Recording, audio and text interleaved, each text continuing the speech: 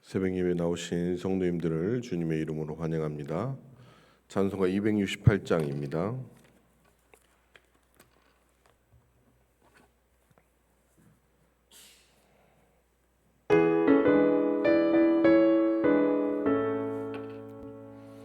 죄에서 자유를 얻게 함은 보혈의 능력, 주의 보혈, 시험을 이기고 승리하니 참 놀라운 능력이로다.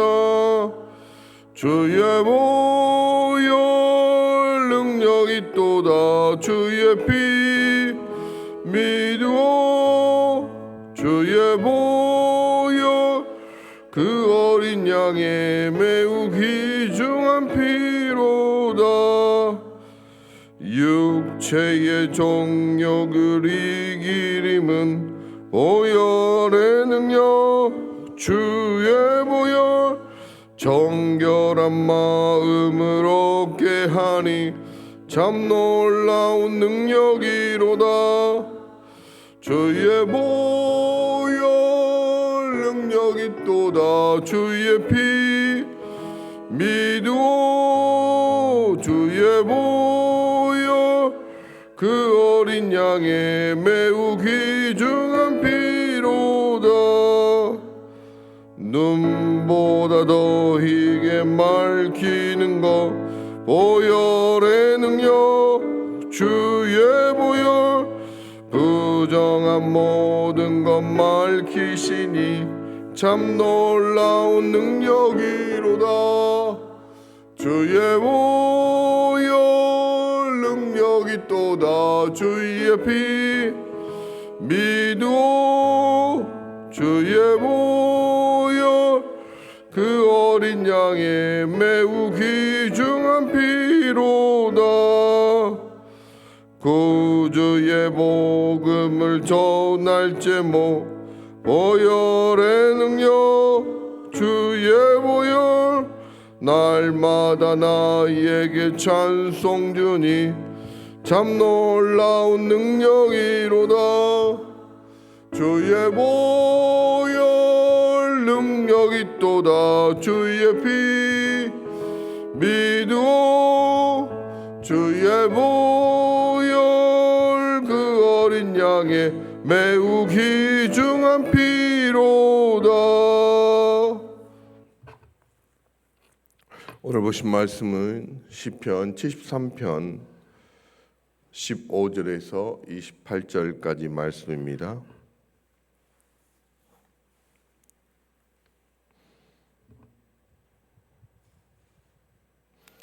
시편 73편 15절에서 28절까지 말씀 제가 봉독해 드리겠습니다. 내가 만일 스스로 이르기를 내가 그들처럼 말하리라 하였더라면 난 주의 아들들의 세대에 대하여 악행을 행하였으리이다. 내가 어쩌면 이를 알까 하여 생각한즉 그것이 내게 심한 고통이 되었더니 하나님의 성소에 들어갈 때에야 그들의 종말을 내가 깨달았나이다. 주께서 참으로 그들을 미끄러운 곳에 두시며 파멸에 던지시니 그들이 어찌하여 그리 갑자기 황폐되었는가. 놀랄 정도로 그들은 전멸하였나이다. 주여, 사람이 깬 후에는 꿈을 무시함같이 주께서 깨신 후에는 그들의 형상을 멸시하시리이다. 내 마음이 산란하며 내 양심이 찔렸나이다. 내가 이같이 우매 무지함으로 주 앞에서 짐승이오나 내가 항상 주와 함께하니 주께서 내 오른손을 붙드셨나이다.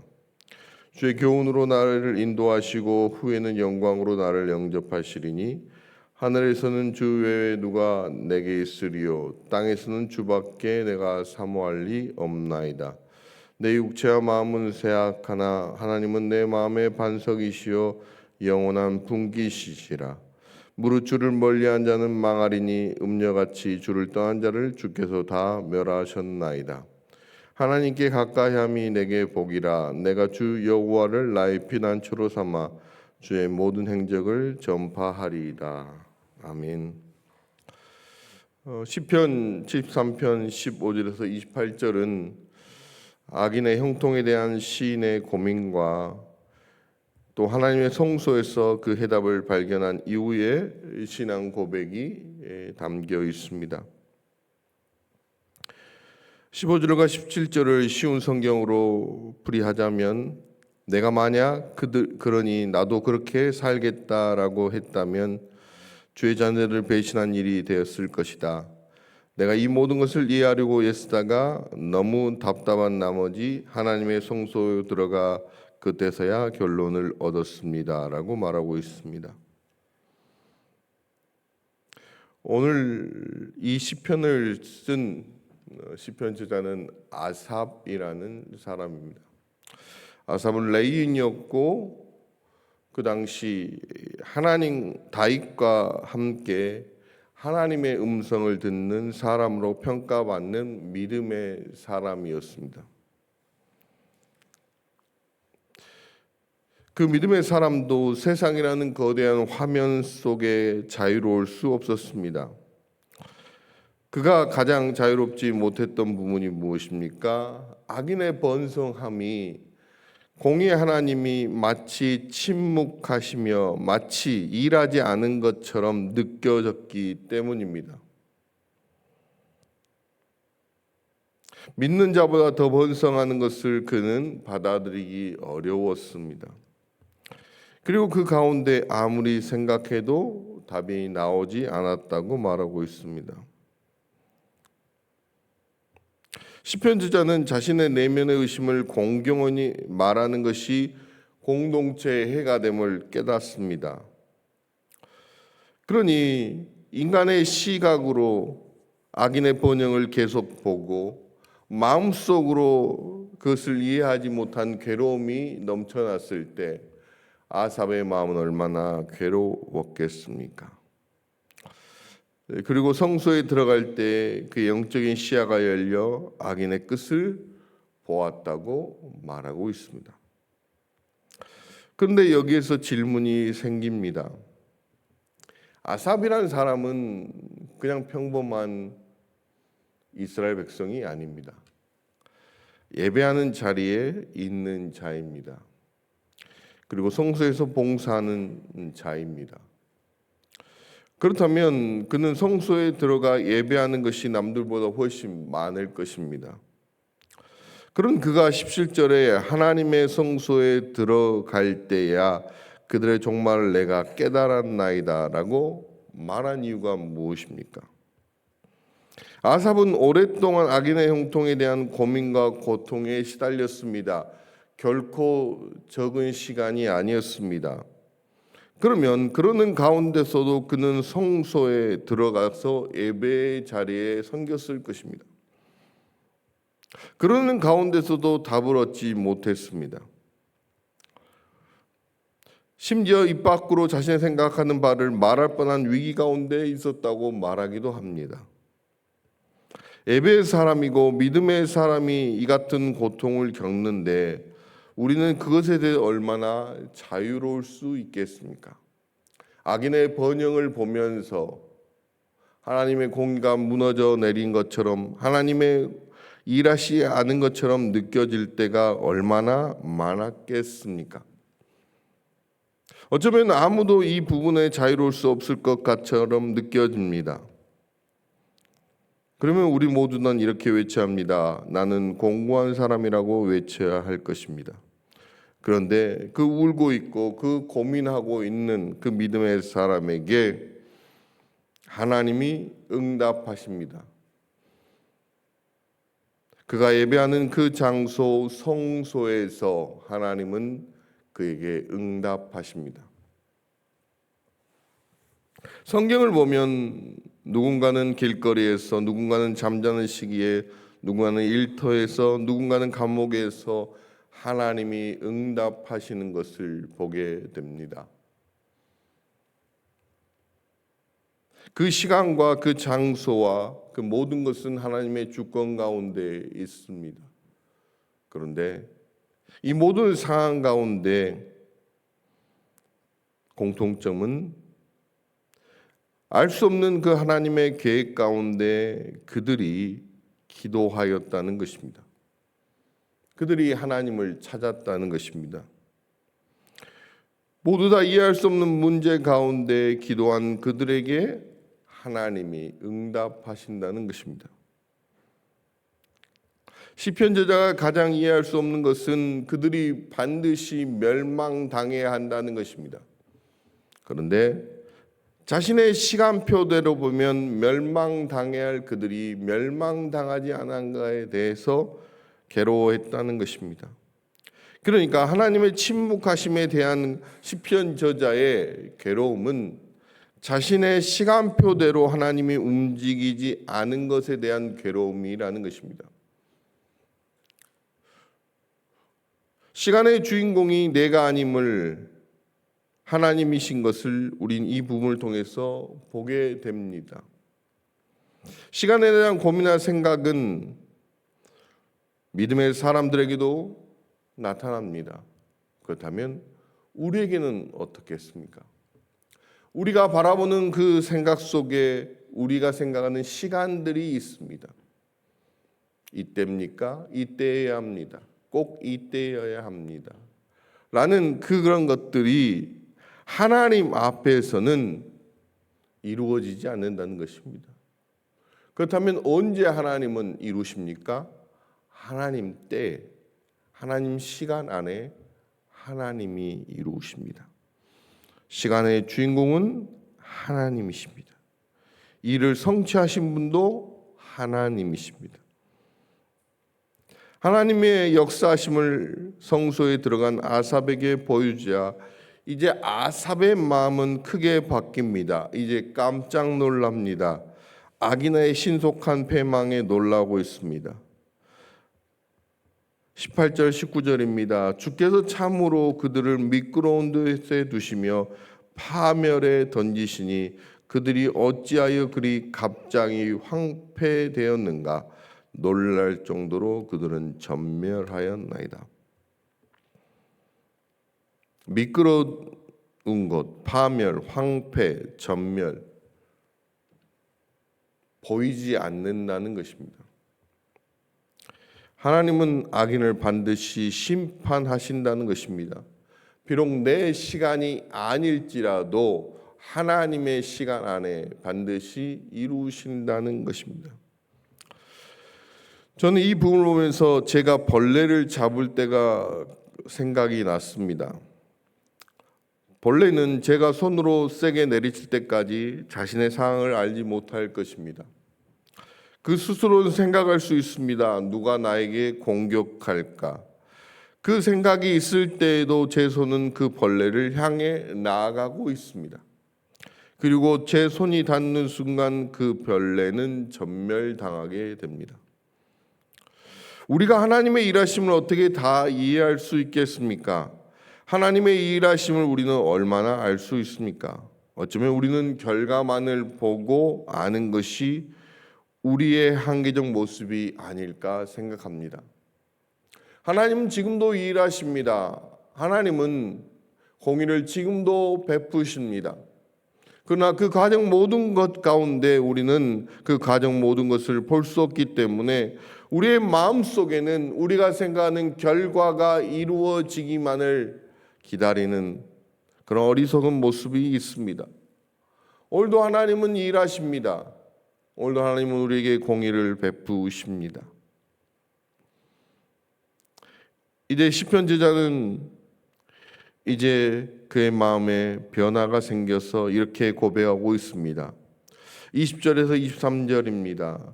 주여, 사람이 깬 후에는 꿈을 무시한 같이 주께서 깨신 후에는 그들의 영상을 멸시하시리이다. 내 마음이 산란하며 내 양심이 찔렸나이다. 내가 이같이 우매 무지함으로 주 앞에 짐승이오나 내가 항상 주와 함께하니 주께서 내 오른손을 붙드셨나이다. 악인의 영광은 잠깐의 꿈 같고 하나님 앞에서는 결국 무너진다는 것을 고백하고 있습니다. 그리고 시인의 내면이 하나님 앞에 통렬하게 찔려 회개한다고 고백하고 있습니다. 그러니까 자신이 얼마나 어리석었는지를 고백하고 있습니다. 그리고 자신을 짐승에 비유하고 있습니다.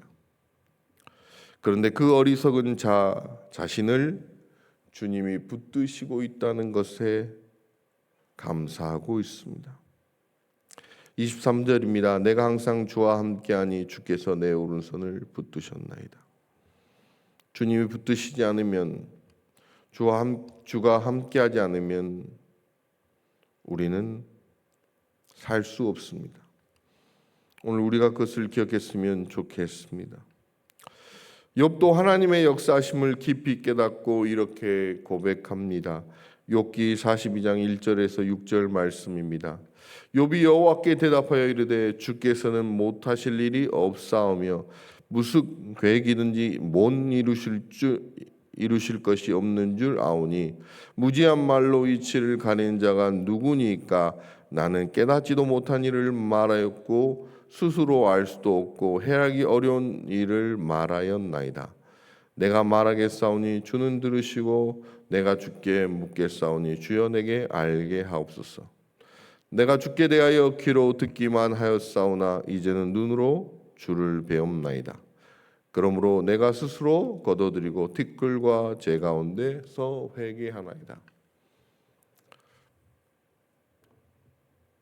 욥이 하나님의 역사하심을 깨닫고 그가 회개하는 모습을 우리에게 보여주고 있습니다.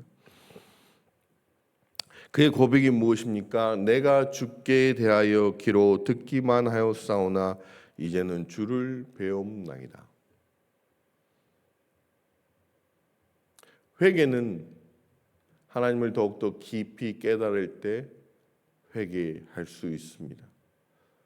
하나님의 역사하심을 우리가 진정으로 깨달을 때, 하나님의 일하심을 깨달을 때 우리는 하나님이 우리와 함께 계시며 또한 우리가 하나님에 대해서 너무나 무지했다는 것을 깨닫고 회개의 자리로 갈 수 있습니다.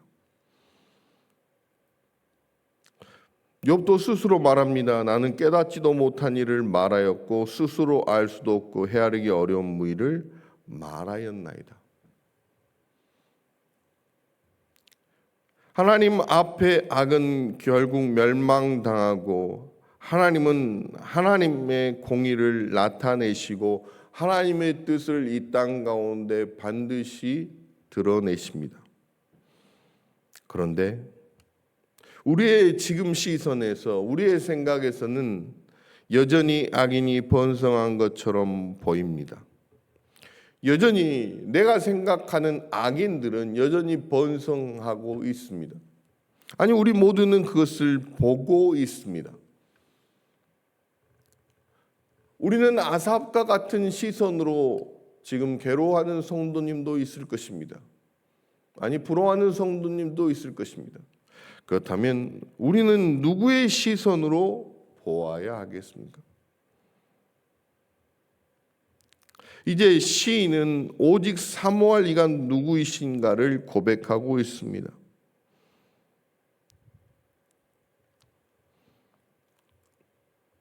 (25절과 26절) 24절과 25절입니다.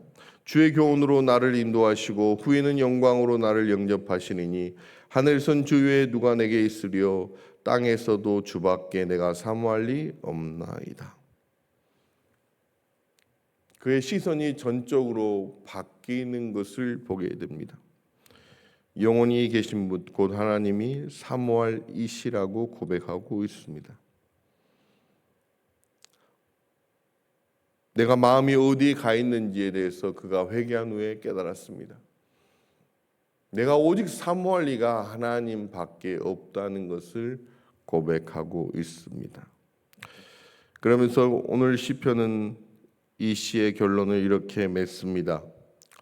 28절입니다. 하나님께 가까이함이 내게 복이라. 내가 주 여호와를 나의 피난처로 삼아 주의 모든 행적을 전파하리이다. 하나님께 가까이 하는 것이 복이라고 오늘 시편저는 말하고 있습니다. 그리고 피난처 되신다고 고백하고 있습니다. 그리고 그가 또한 마음에 결심한 게 무엇입니까? 주의 모든 행적을 전파하겠다는 것입니다. 선포하겠다는 것입니다. 오늘 시편저는 우리에게 세 가지를 말하고 있습니다. 하나님을 가까이 하는 것이 복입니다. 하나님이 피난처 되십니다. 또한 우리는 하나님이 행하신 모든 것을 전파해야 합니다. 하나님을 가까이 하지 않으면 세상이 크게 보입니다. 또한 우리가 세상의 가치관으로 생각하게 됩니다.